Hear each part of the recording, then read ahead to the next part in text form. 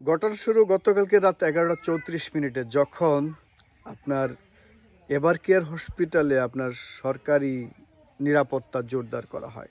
Even তখনই ঢাকা বিশ্ববিদ্যালয়ের ছাত্রদলের সেক্রেটারি শিপন আপনার একটা পোস্ট করে ফেসবুকে, এবং সে পোস্টটা মোটামুটি একটা সন্দেহ সৃষ্টি করে যে মনে হয় বেগম জিয়া বেঁচে নেয়। আর বেগম জিয়ার রাজনৈতিক ইতিহাস আপনারা সবাই জানেন যে উনি শহীদ জিয়াউর রহমান অর্থাৎ প্রেসিডেন্ট জিয়াউর রহমানের সহধর্মিণী ছিলেন, এবং বিশ্বের দ্বিতীয় মুসলিম নারী প্রধানমন্ত্রী হিসেবে এই বাংলাদেশের 3বারের প্রধানমন্ত্রী ছিলেন উনি। ওনার ছেলে হচ্ছে তারেক জিয়া এবং আরাফাত রহমান কোকো।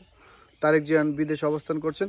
আর এই মৃত্যুকে ঘিরেই যত রহস্য এবং জল্পনা কল্পনা শুরু হয়েছে, কিন্তু বেগম জিয়ার মৃত্যু খবর কখনো প্রকাশ করা হচ্ছে না।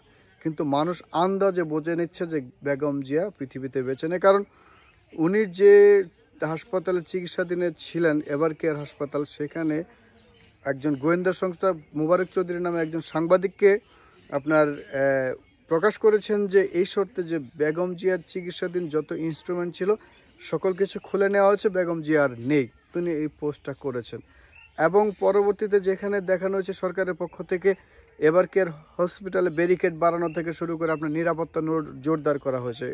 এই ক্ষেত্রে প্রকাশ পায় যে আসলে বেগম জিয়ার কিছুটা সমস্যা হয়েছে কিংবা উনি আর পৃথিবীতে নেই। এদিকে আপনার তারেক রহমানকে আনতে দেশে তাড়াহুড়া করছে, এবং সালাউদ্দিন আহমদ বলেছেন যে তারেক জিয়া খুব শীঘ্রই এই বাংলাদেশে ফিরবেন এবং খুব 2-1 দিনের মধ্যেই ফিরে যেতে আসতে পারেন। কিন্তু এত জল্পনা কল্পনা কেন হচ্ছে? এদিক দিয়ে আসিফ নজরুল আইনমন্ত্রী, আইন উপদেষ্টা, উনি বলছেন যে তারেক জিয়ার কোনো বিধিনিষেধ আসে কি না আমরা তা জানি না।